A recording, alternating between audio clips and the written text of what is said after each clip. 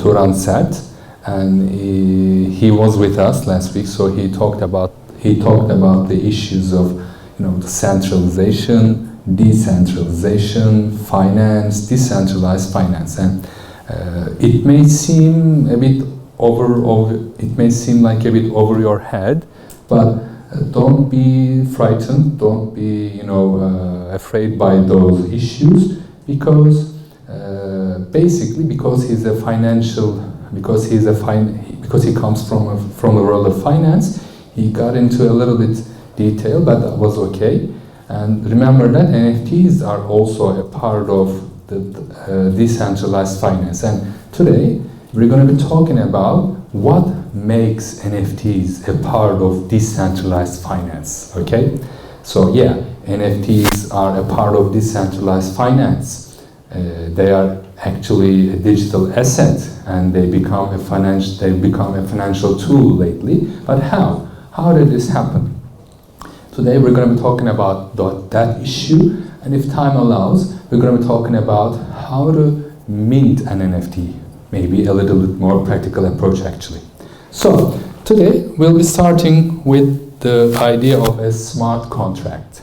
Have you ever heard the term smart contract before? No? Then let me ask you what a contract is. What is a contract? What does it involve? What is in a contract? Can someone help me here? What is a contract? Any idea? I think you know the term, right? A contract. What is in a contract? Tell me the components. Any ideas? Contract?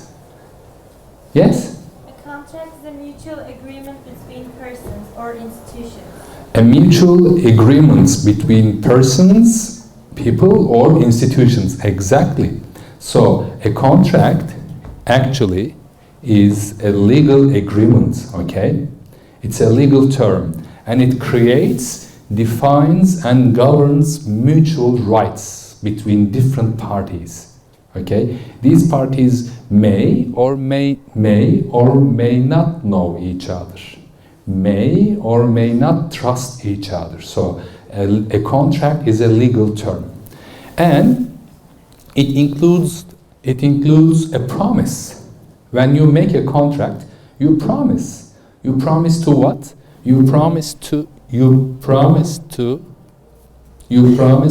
transfer something of value to that person at a specified date or time.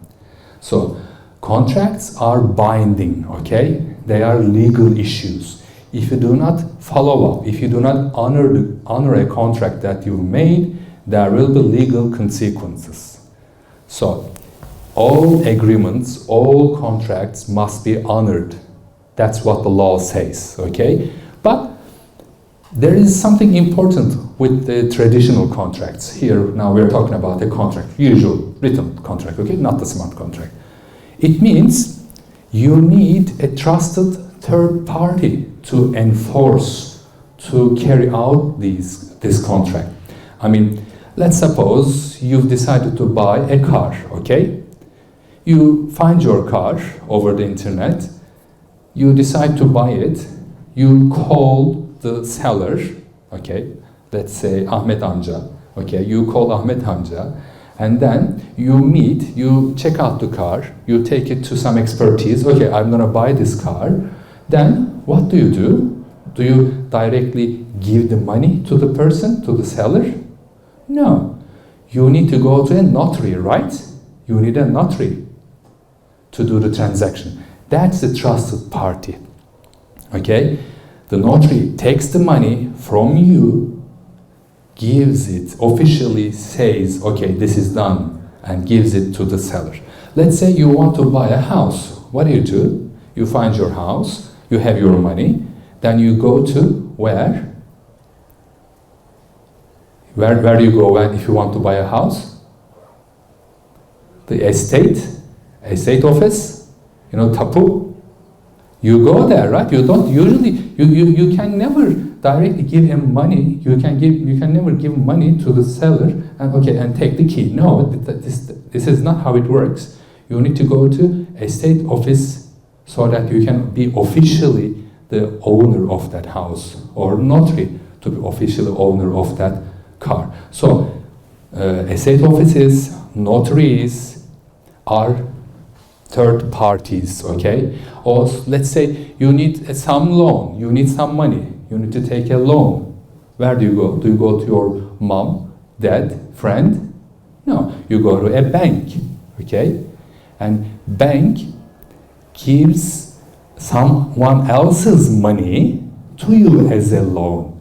So you are one party, that someone is another party, but that someone doesn't trust you, so he gives his money to the bank, which gives you the money as a loan. So bank is an intermediary, bank is a third party in an agreement, okay? So usually traditional contracts always need third parties so that they can be enforced. Without a notary, you cannot buy a car. Without an estate office, you cannot buy a house. Okay? Without a bank, you cannot get a loan or a credit card, because we need a third party to approve that.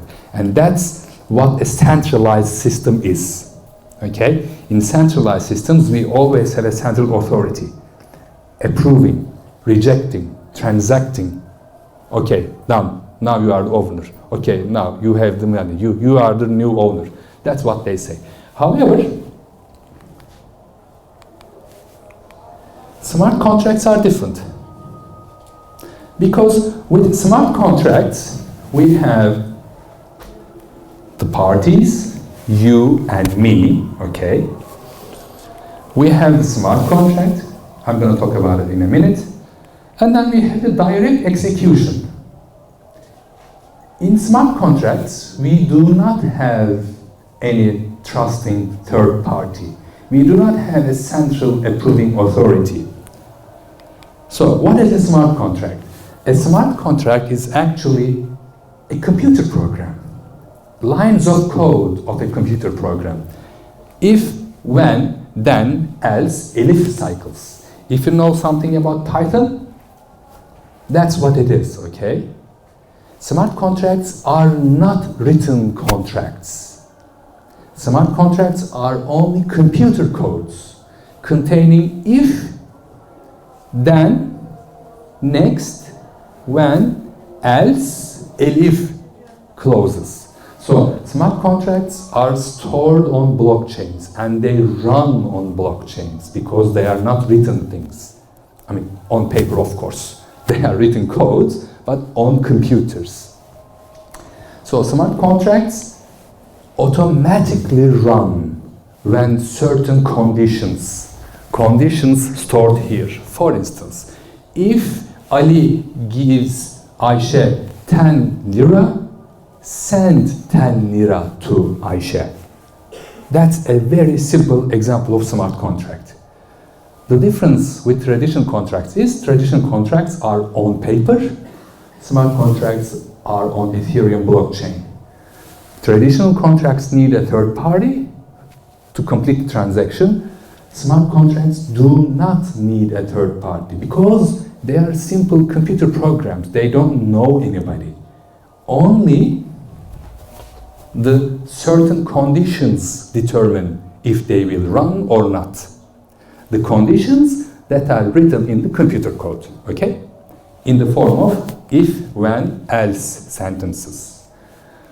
Smart contracts, for this reason, don't need an official third party.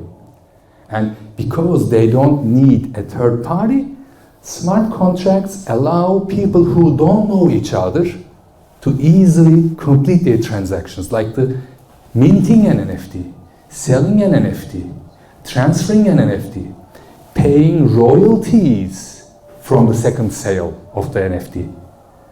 So when we say, or when we hear the term smart contract, what we're going to think of is simple computer programs made up of computer codes written in a computer language, which I'm going to talk about in a minute. Okay, so when a transaction with a smart contract is carried out, is realized, we don't need to wait. Usually, when you want to buy a car, you spend a lot of time. Like I said, you find the person, you find the right car, the seller, you go to the expertise, you go to the notary, you pay the money, you wait for the money to be transferred to the buyer's account, etc., etc. And then you need to have the driver's license, lots of time, lots of paperwork. However, with smart contracts, everything is done on the computer. So when certain conditions are met, easily, in a minute, in the blink of an eye, you have your money or you have your NFT. Okay? Can I make it clear? Smart contracts are not written on paper. They are written in computer programming language like Solidity. So, for instance, this is an example. This is an example of a smart contract, as you can see. Only on computer code, only written in computer code for Ethereum blockchain. This is how you write a smart contract, okay? That's why you don't see them. You only see the consequences of the smart contract. I mean, if you have money or not, if you have NFT or not, if you have both or not, only the consequences of a smart contract running. That's an example of a smart contract, okay? Any questions so far? So a smart contract is not on paper, but on computer, running computer codes. That's an example. You see, computer codes, certain indentations, lines here, very similar to Python actually, but it's written in Solidity. So a smart contract is a self-executing contract. It runs on itself. It doesn't need a start button. It doesn't need a push button, okay? How does it decide? Because in the computer codes, you write what will trigger the smart contract. What are those conditions, okay?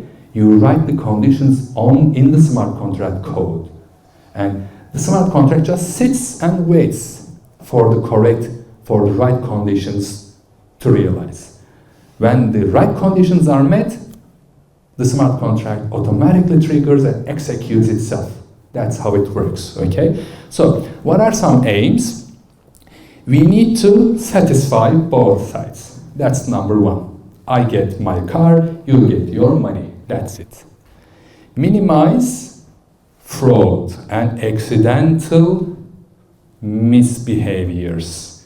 When there are people, there are bad intentions as well. But with computer codes, there are no people around, okay? Only the code itself. So there is almost no possibility of a fraud unless there is a program, and unless there is a problem with the code itself. Unless if you have miscoded it somehow.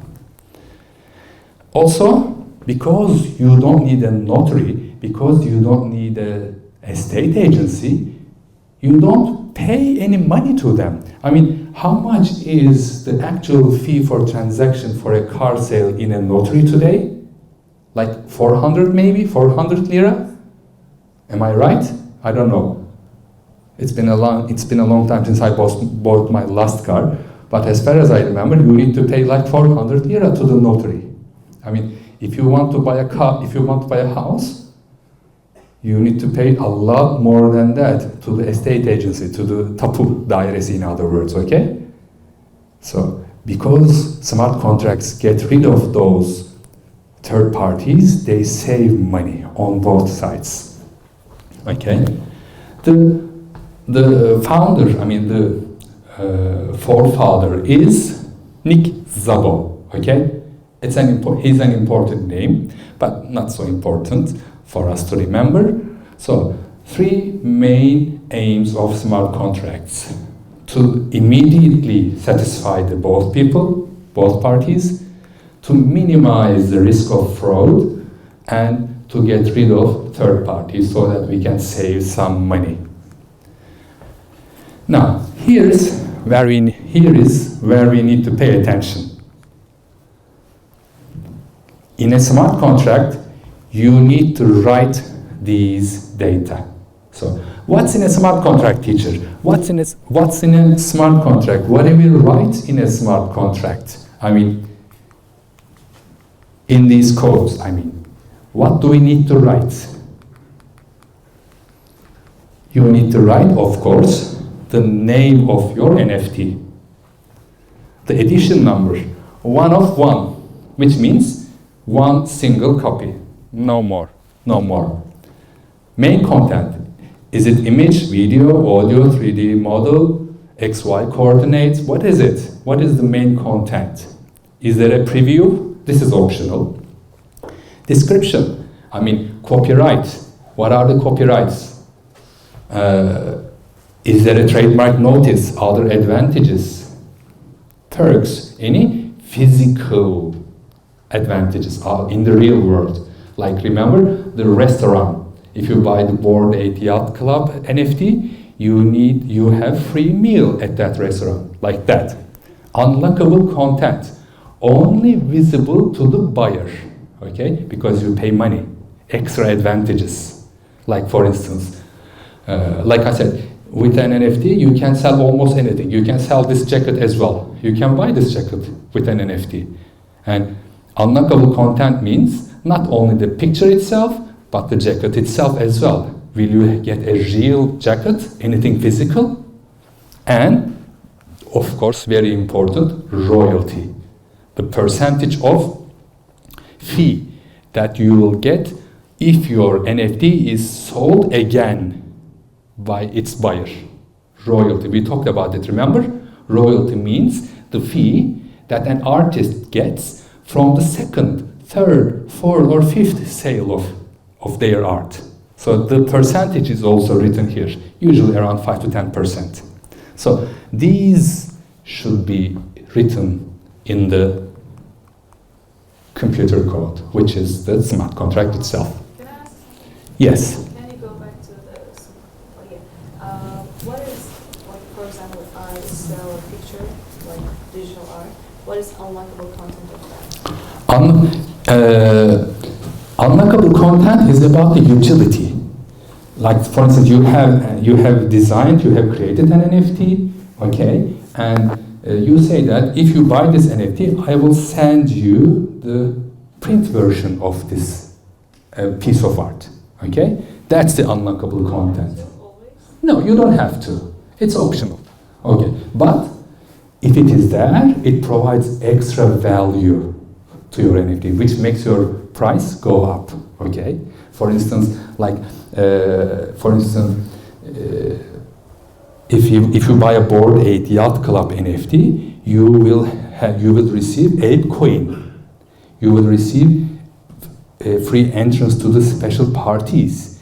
You will receive yacht tours, interviews with the celebrity owners of other Bored Ape Yacht Club NFTs, okay? These are all unlockable content and other advantages. People buy those NFTs, people pay so much money to those JPEG files of monkeys because of those, okay? That adds value, adds value. Okay. Here is an example of a written version, for instance. The trait, for instance, description, common alpha edition wizard, image, name, okay? You see, all in computer code. So that must be written, yes? Is this all the content or just the part? Part of it.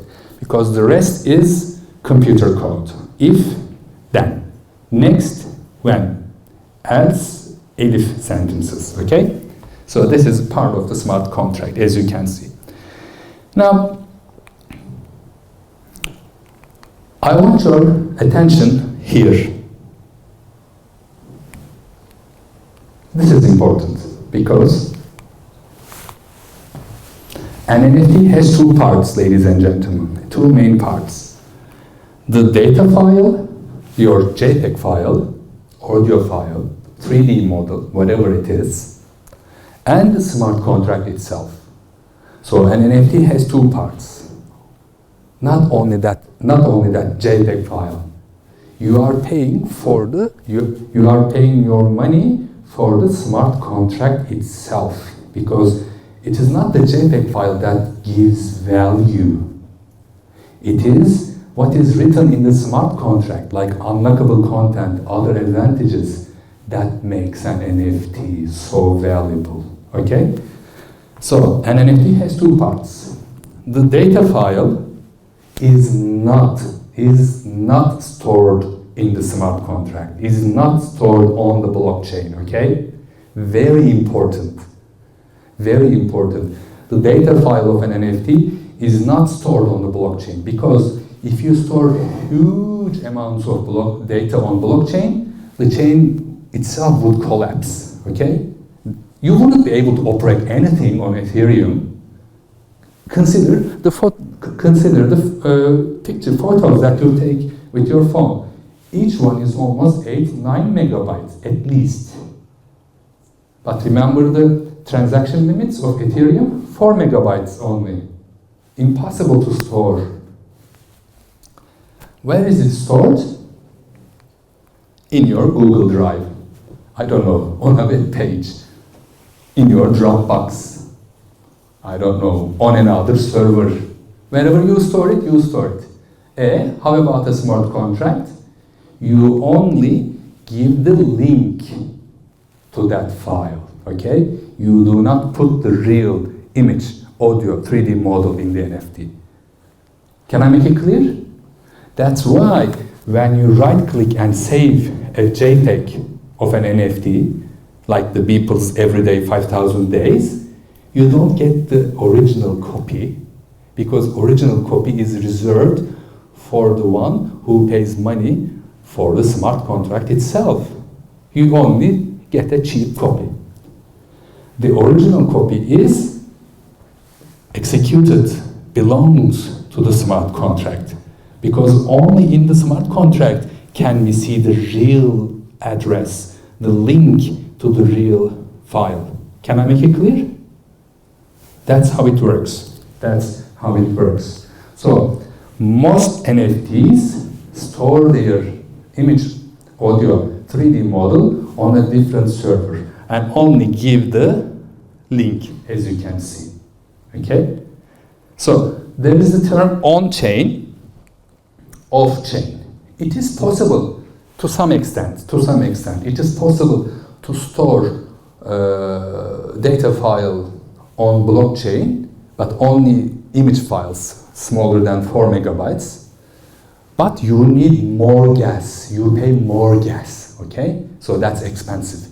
So many people who get into NFT business for the first time do not store their audio data files on the blockchain, because it makes it more expensive. You pay more gas. People don't want it. So this is very important information, ladies and gentlemen. It lies at the heart of what an NFT is and what makes it so valuable, okay? An NFT has two parts, and it is the smart contract that makes an NFT valuable, because it provides unlockable content and other advantages, physical advantages, if you buy it. So when you pay for an NFT, you don't pay for the JPEG file, audio file, actually. You pay for the smart contract and the ownership privileges stored in the block, in the smart contract. Any questions so far? Good. So, a very good example to a smart contract is vending machines. We all have them, right? In this corridor. Very simple. When the manufacturers makes this vending machine, they write the codes on the chip in the vending machine. Okay? You go there, you choose your item, you put the money in, either cash or by credit card. Okay? You push the button, then ding, ding, ding, ding, ding, you have your product. How did this happen? Because the computer, the code in the machine knows that if, let's say, 10 lira is paid, and if this number is chosen, I will compare the price, I will compare the money given to me with the price of the product chosen, and if the price is higher, I will not give the product. If the price is within the limits of the money provided to me, I will give the product, and I will give the exchange, if there is any. That's what the machine knows. That's a very good example of a smart contract. So when you actually buy every day anything from those machines, you are face to face with a traditional, with a smart contract. Just like the ones in the NFT. Actually, you are talking to an NFT when you are buying something from those machines, except for the image file, of course. Can I make it clear? That's a very good example of a smart contract. Very easy, very, very easy. Okay, like I said, traditionally you need third parties. However, with a smart contract, you only need computer code. Okay? Smart contracts are fast, efficient, and accurate, unless there is a programming code. Unless there is a programming error. Now, this is very important. Smart contracts are irreversible, which means once you put it on the Ethereum blockchain, it's everywhere in the world. Remember the blockchain structure, decentralized? You cannot possibly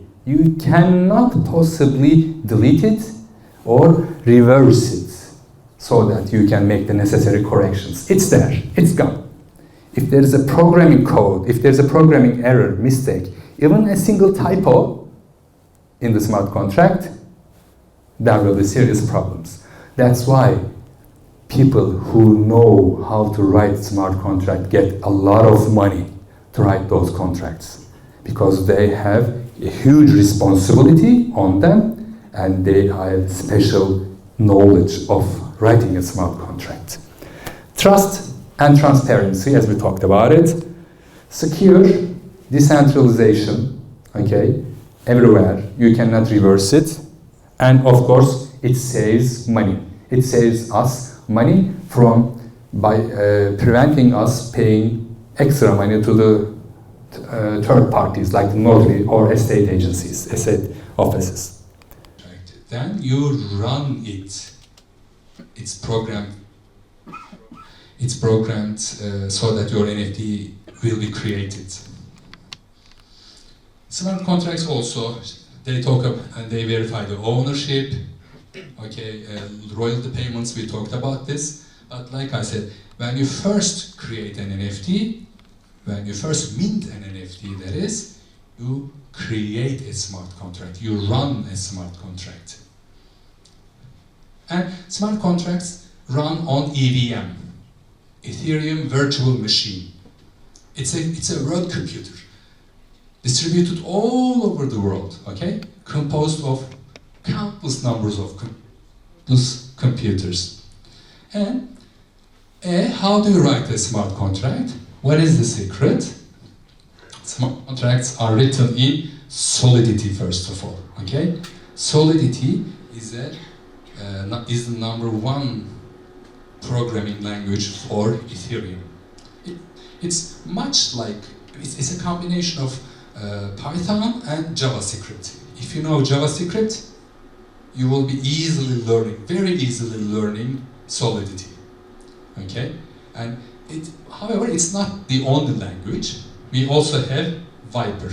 I'm going to be sharing the links with you with the email, okay? So you will be able to see, get the documentation to, let's say, a teacher, I want to start learning Solidity. How can I do that? I'll share the links with you, okay?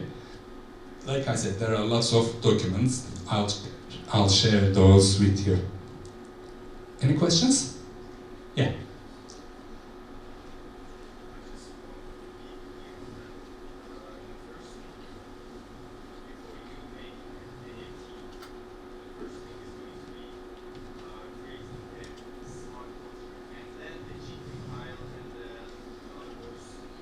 It,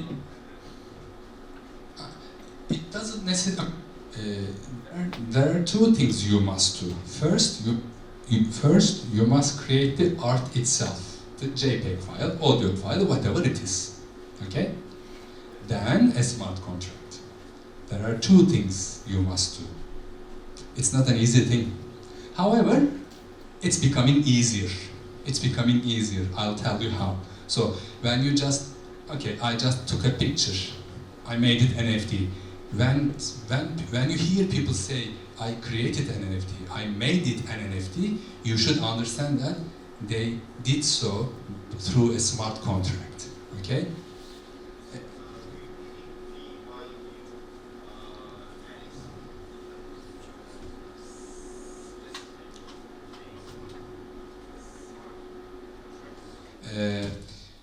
It depends. It depends on the blockchain. For instance, for Ethereum, if you create your smart contract on Ethereum, you will pay. However, there are other blockchains like Solana, like AVAX, like Polygon, okay? They don't need fees. Even if they did, that's very minimal, okay? But with Ethereum, yes, you will pay, and you will pay sometimes a lot if you are creating it during the peak times. An NFT is equal to dollars actually. That's what it is. All right. Any questions so far? If we need a smart contract, then how will we create an NFT? Okay.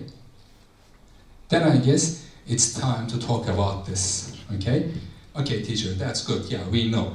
An NFT has two parts, and the data file, the smart contract, and everything. Yeah, but how do we do that? How do we do that? I'm sure you're wondering about that. All right. So let's talk about how to create an NFT. Any ideas? Professionally, you need to know Solidity or Viper or some JavaScript, okay, to be able to create a smart contract. But that's professionally. But we are not professionals. That's why I said professionally, okay? So there are several steps to creating an NFT. First, you create a piece of art. Art is subjective. What is art to me may not be art to you. So don't worry about it, okay? Create a piece of art. Some tools I will be sharing with you. Then you need a crypto wallet. Like Turan said last week, if you are stepping into the world of decentralization, you will definitely need a crypto wallet. Step 2. Of course, some crypto, some money. You need to put some money in your wallet. Third, we need a platform and we need a blockchain. That's where the issue of paying gas or no gas comes in. Then, of course, you need to mint your NFT. Of course, sell an NFT, because usually people think that, okay, I've minted my NFT, now I'm going to be a millionaire. No, you have to market it, okay? That's a whole different world of issue actually. So, some very basic strategies. If you are really interested in the NFTs or minting an NFT, I suggest you take notes of these, okay? Or at least take a picture. So, create a piece of art. Here are some useful tools, okay? I'm gonna show one. For instance, let's choose Claky.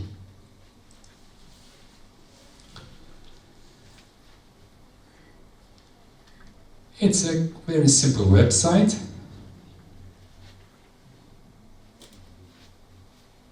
Here is my,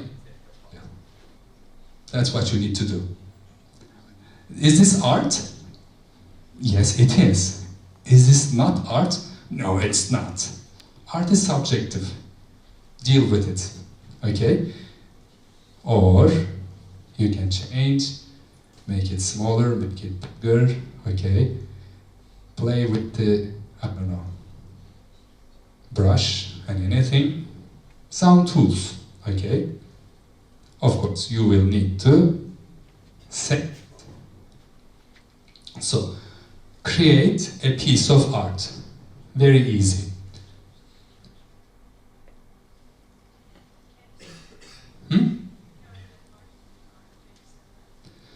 If you find the right market, and if you provide if you find the right market and if you provide the right unlockable content or physical perks, why not?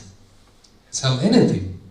The world of marketing is what lies at the heart of selling. Or Sketchpad. There are also mobile applications. You see, I made this earlier. Okay, let's finish editing. Where is it?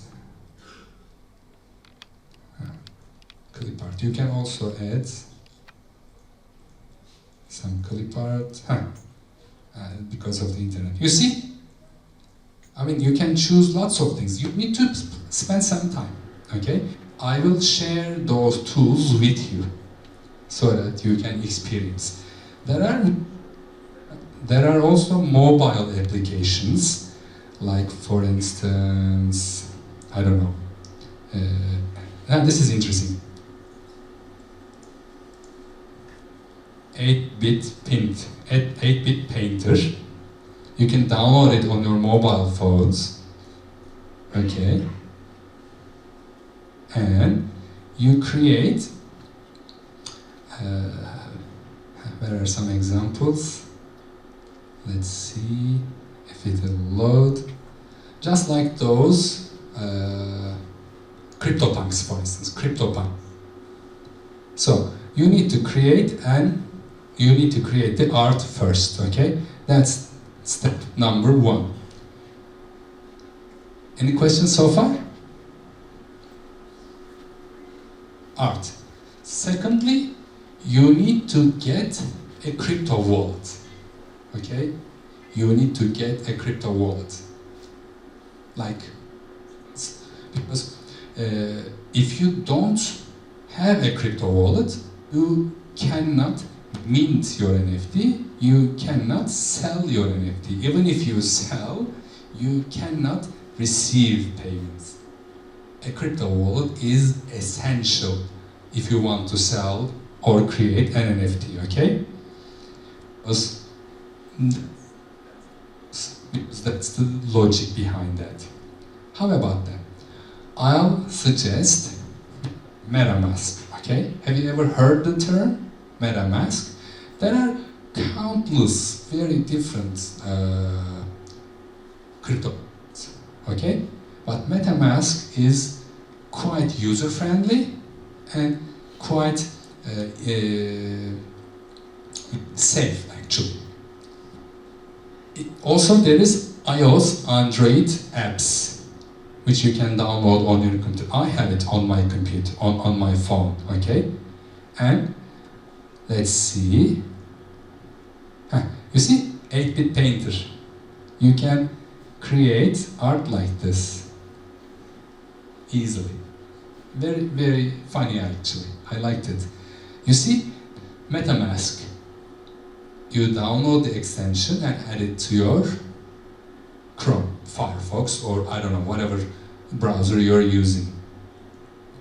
You go to this address, okay, and you download and install it. Alright? You download and install it, as you can see, for your browser, desktop or laptop. You need to install it, okay, You can either create a new wallet, or if you already have one, you can import it. Okay? Two options, but because you don't have any crypto wallet, let's create the first one. Then you create it, you say no thanks. You need a strong password, very strong password, okay? Do not write it anywhere. Keep it in your mind or somewhere very safe, very, very safe. After password, we need a seed phrase, backup phrase or seed phrase. Seed, as in tohum, okay? Seed phrase. Why do we need this? Because passwords may get stolen, however, seed words, seed phrases are not. Seed phrases are usually created by the MetaMask. Sometimes, very rarely, you create it. But let's say you accept the seed phrase, backup phrase that MetaMask gives you, okay? Never, ever on earth store it somewhere online, ladies and gentlemen. When you create your seed phrase, backup phrase, always write it on a piece of paper and keep it in your wallet, okay? Very important, because if you lose your seed phrase, you cannot, emphasizing, cannot reach your crypto wallet. Lose all your money, all your NFTs, okay? Seed phrase is of utmost important, let's say, okay? Because not even MetaMask knows your seed phrase, okay? It's not like, okay, I forgot my seed phrase, let me help you recover it. No, it doesn't work that way. If it is gone, it is gone. What does it look like? This is what it looks like, okay? Seed phrase is given, then you click on the words to confirm it. It is written here. So copy and paste it, okay? Do not store it. Always store it on paper in your wallet. I mean, real wallet. After you create seed phrase, you're done. You have your digital wallet. Let me show you mine. It doesn't have much money. That's my mask, okay? I only have $15 of amount here, okay? So, you see, it's 0.0048 Ethereum, which is like 15.5, okay? So that's what I have.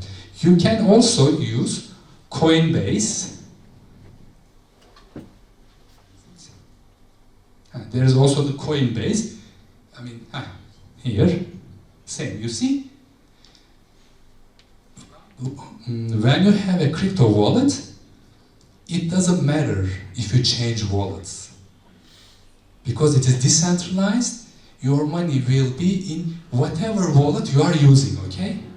It's not like, oh, I forgot my money in MetaMask. How can I buy the NFT? No, money is there, even if you change crypto wallet. Okay? So, you see, a very small amount of money. I mean, that's also important. Keep the money low, just in case, okay? In the end, it's a decentralized world. So, finally, you have your crypto wallet. All right? Any questions so far? Yes. Ladies first. Yes.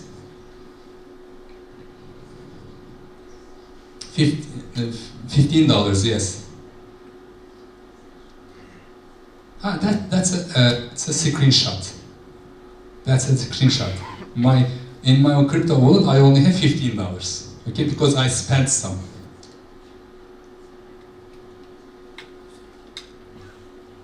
Yeah, I suggest not to. You can transfer it to dollars. Yeah, when you transfer, when you send it out of your wallet, you either buy dollar, euro, whatever, okay? So you can transfer it out of your wallet as well. Money, I mean, just enough to pay for the NFT and for the any extra gas fees. All right. So, for instance, let me show you again. You see, on the 24th of March, I deposited some money. Then on the 28th of March, I spent some money. Okay, let's see. You can see all the details. You see, I spent $33. Now I only have this much money. You can send, or you can add money. All right. Like for instance, you choose the correct one. These are the transaction companies. Okay, you transfer money to your wallet through these. Okay, but remember, on Ethereum, everything costs money. So when you transfer money to your digital wallet, you pay money. Okay, so choose the night time because gas fees are low. Okay, if you do it in the daytime, you pay higher gas. That's important. All right. Now let's have a quick break. Okay, and after the break, I'm going to talk about the other thing. Creating the art because it's fun, and I'm sure you'll have lots of fun doing that, as you can see. All right. And after that, we need a crypto wallet. We talked about that. Then what? Then what? Of course, third step, you need a platform. You need a platform to sell your NFT on, okay? Because platforms are marketplaces where your NFT and the buyer meet, okay? They are like modern day art galleries, okay? Only for NFT. You have to pick one of them. However, remember that there are different platforms. Each one has a different management policy, and of course, gas, security, usability also are different on platforms. So, I'm, for instance, going to be showing you the first one, let's say OpenSea.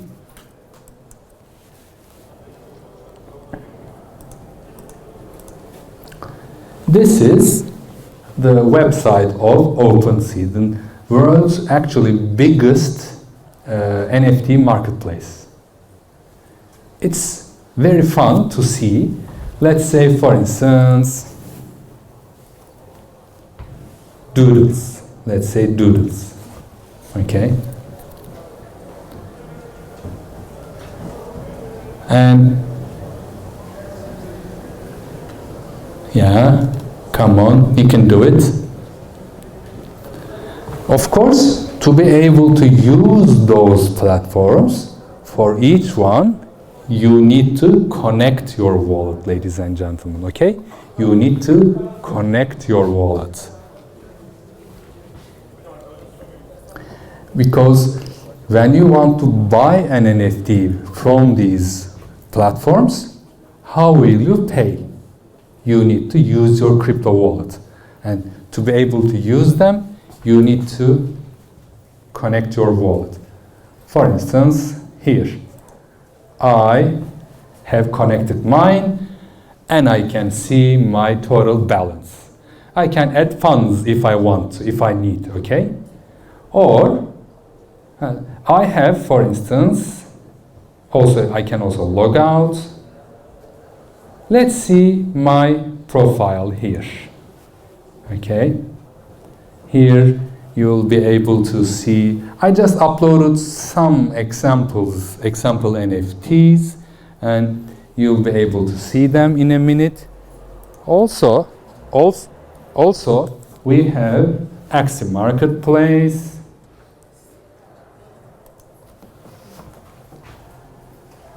Larva Labs, NBA Top Shot. This is a very special marketplace. It's only for NFT players trading cards, okay? Digital trading cards. Like, I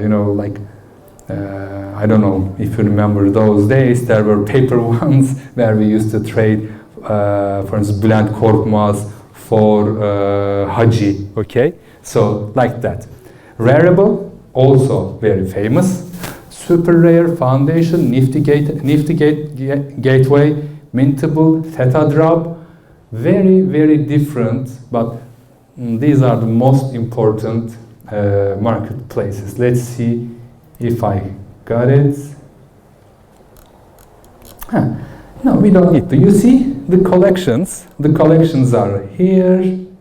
You can click on them and you can just easily get whatever NFT you want. Also, let's say Rarible. Let's go to Rarible. Again, another famous and important NFT marketplace. So you need to pick a platform, all right?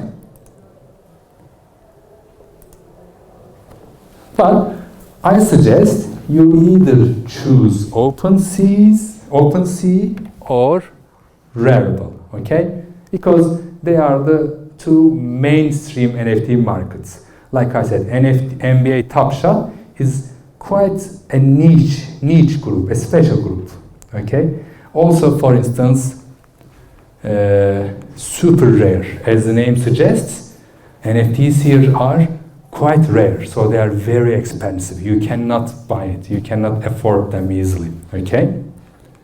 Axie, for instance, this is for Axie Infinity, NFT-based game. You can buy Axie Infinity's NFTs here. All right. However, be careful when you choose a platform. You need to be careful about these things.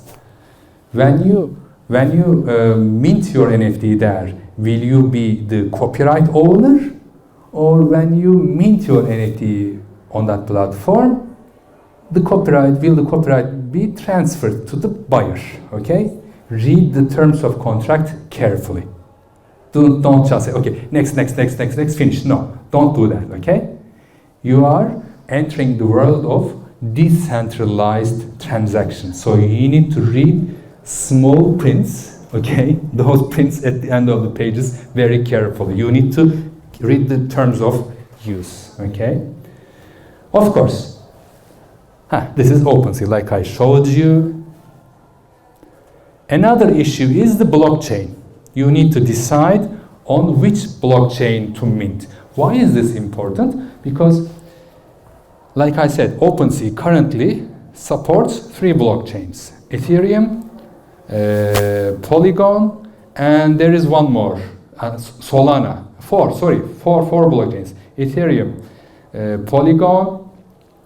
There is something starting with K, I don't remember the name. And as of yesterday, OpenSea started to support Solana also. 4 different blockchains, which means 4 different terms of use, 4 different terms of payment, 4 different types of gas fees, okay? 4 different types of copyright issues. So depending on the blockchain, you also choose the future of your NFT. This is, for instance, Rarible, okay? A screenshot from the Rarible. Do we have the website here? And not this one. No? Here. You see? Again, here I have connected my wallet. As you can see, I can easily reach all the money that I have here.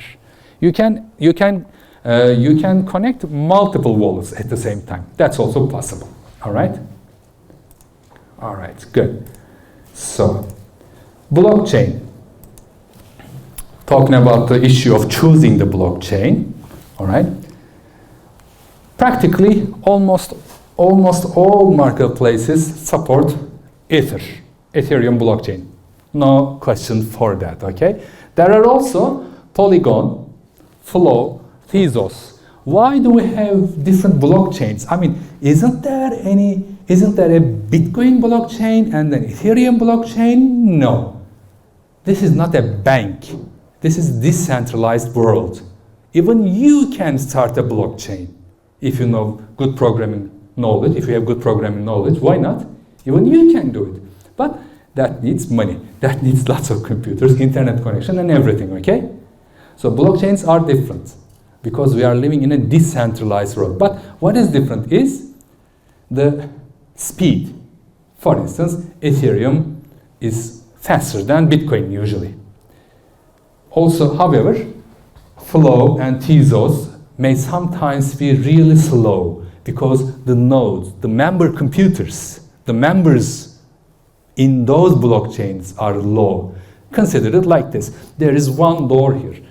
God forbid, let's say if there is an earthquake here, everybody would try to escape through this door, right? There will be a bottleneck. Think of it like this.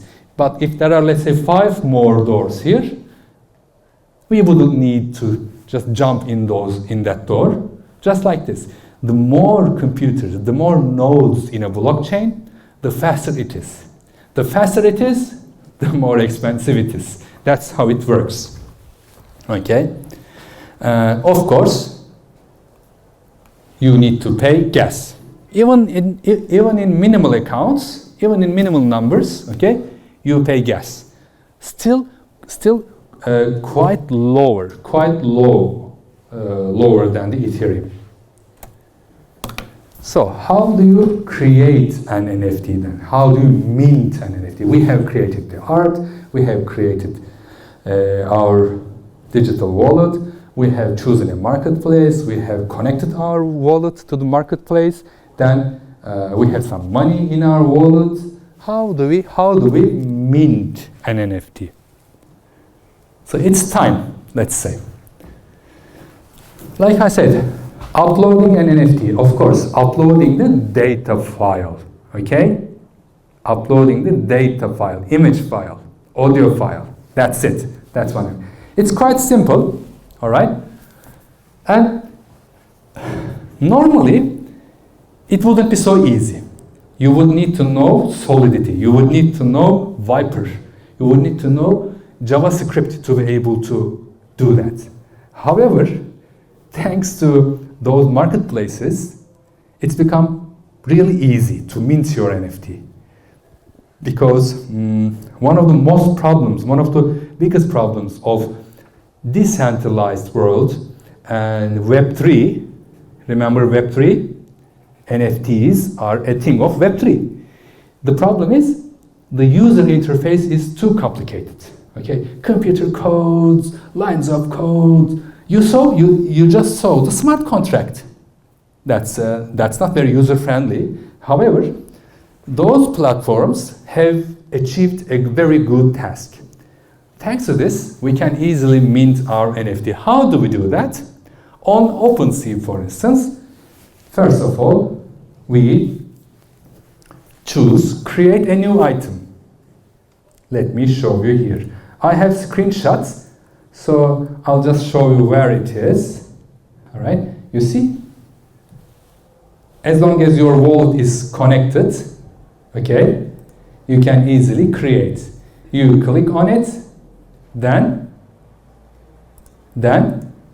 you need to approve this transaction. That's how it works. When you start the transaction, you approve it.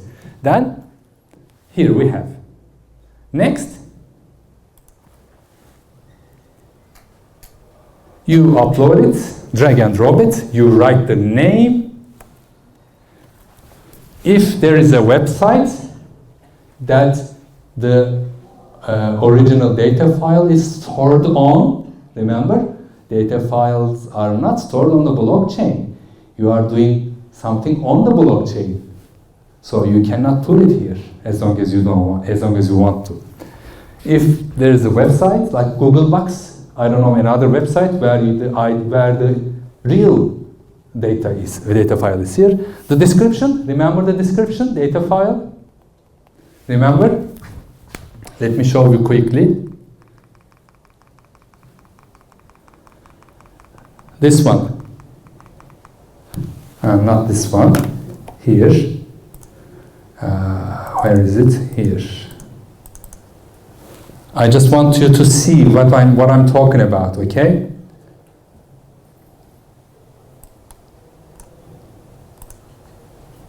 Not this one, here.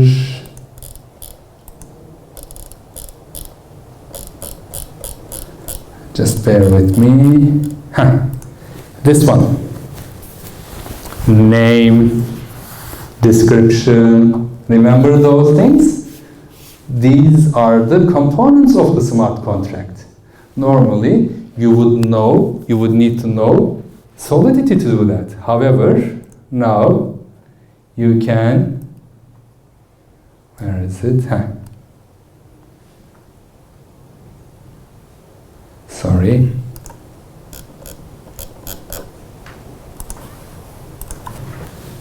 You can very quickly and easily find them here. You write the necessary information, web page, collection. By the way, all the items are stored in a collection, so create a collection. And properties, okay? Unlockable content. What are you offering that you don't offer to those people who just right click and save? What is your offer that adds extra value, okay? Supply. How many? 1, 2, 3, 5 original copies. How many? You can decide this. And of course, the blockchain. Blockchain. Let me show to you here. Ethereum, Polygon. Ethereum is number 1, but you pay gas. Sometimes a lot of gas. Polygon is free, okay? When you create your NFT, when you mint your NFT, you do something on the Ethereum blockchain, which means you have to pay money, you have to pay gas, okay? If you are using Ethereum, you pay money. How do you pay money? How do you pay gas? Here, okay? But if you choose Polygon, you don't need to pay any gas fee. Just a minute. Then you create, okay? If you choose this, your freeze metadata, your audio or image file will be stored on a remote server, but that also costs money, okay? Usually we don't do that. Then we create,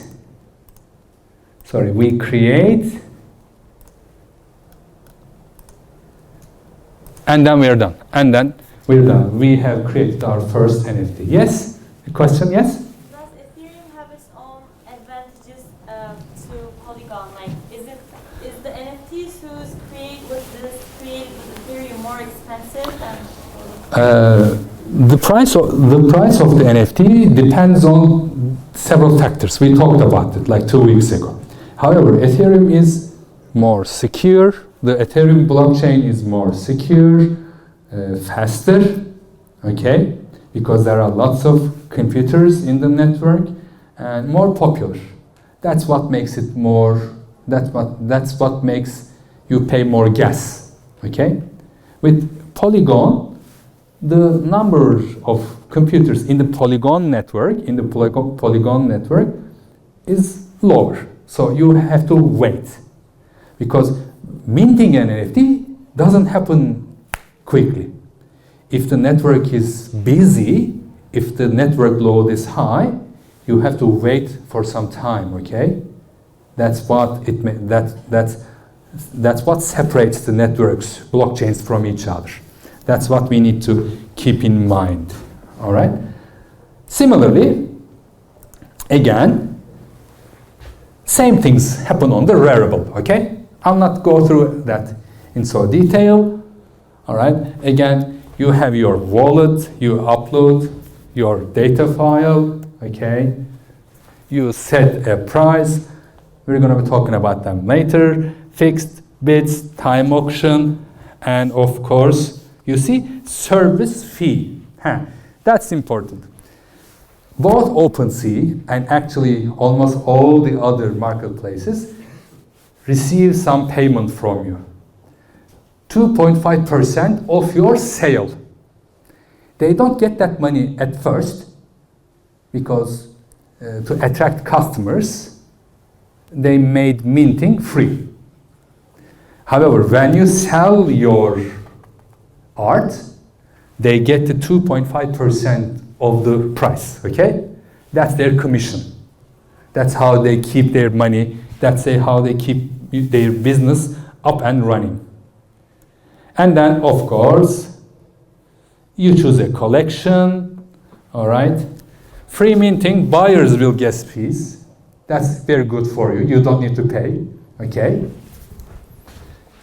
And of course, some extra perks, physical advantages here, and then you create the item. You see royalty, remember? Royalty? Royalty was the amount of money you get from the second market sales of your art. Let's say your art on the Rarible is sold. The person buying your art sold it again the next week. Let's say 1 Ethereum. So you will get, if you say 10 here, 10% of that sale. A lot of money actually. That's all possible thanks to the smart contract, ladies and gentlemen, okay? You don't see it, you don't type it, you don't code it, but all the data that you enter here is automatically coded in the smart contract at the background, okay? The marketplace does it for you. So that's the non-professional way of minting an NFT. Any questions so far? So, what do we have learned today? We have learned that an NFT has 2 parts, okay? A data file, image, audio, 3D model, whatever it is, even the stupid pictures that we've just created, and the NFT and the smart contract. 2 things make an NFT, okay? An NFT is not a JPEG file itself. An NFT is actually and basically and mostly the computer code in the smart contract. And a smart contract doesn't need a third party. Let's think of this, that let's say somebody wants to buy an NFT, okay? Where will they go? Will they go to an art gallery? No. All they need to do is just click the buy button here. Let's say, I don't know, I don't have that much money, but also for instance, art. You explore art, okay? You choose it, you click it, you buy it, and they get the money, you get the art. No one in between. That's possible thanks to the smart contract. Smart contracts remove the third parties. We don't need a gallery here. We don't need a commissioner. We don't need any curator to tell us, to show us, to help us buy, okay? That's all possible to the smart contract. You see, art collections. For instance, let's take a look at, let's take a look at our university's NFT collection. Did you know that? Our university had this NFT collection. 4 were sold out of 111 items. You see? 0.1 Ethereum. Currently, this much dollar. you calculate the Turkish lira, okay? Plus the gas fee. Okay? If you are going to buy one of these, you also going to have to pay the gas fee. That is transferring it to your account, for transferring it to your digital wallet, okay? What does it say? Created. You see the description? NFT is subject to transfer, but the intellectual property rights are not transferred. This is important. You can buy the NFT, but you cannot use the Yıldız logo here, okay? You can only look at it. You can only show it. You cannot use the logo for any kind of business, okay? Nothing at all. So what is this? This is a JPEG file. If you really like your university, you will buy it, okay? You will buy it, all right? So that's our universities. How do I do that? Buy now, you see? Oh, let's see. Unreviewed collection, show more, address, whatever, okay, doesn't matter. Shall I make an offer? Okay, sorry. This one, let me show you. I understand. Let's see what happens. All right, total. Let's see if I can buy it. You see, confirm checkout. I cannot click it. Why? Because I don't have money. I need to add funds. All right? Like I said, NFTs are equal to money, okay? When you mint them, when you buy them, when you sell them, you pay money. Also, you get money, of course. You see, I cannot buy it. All right? It's cheap. 0.1 Ethereum. Yes? I don't see gas fee.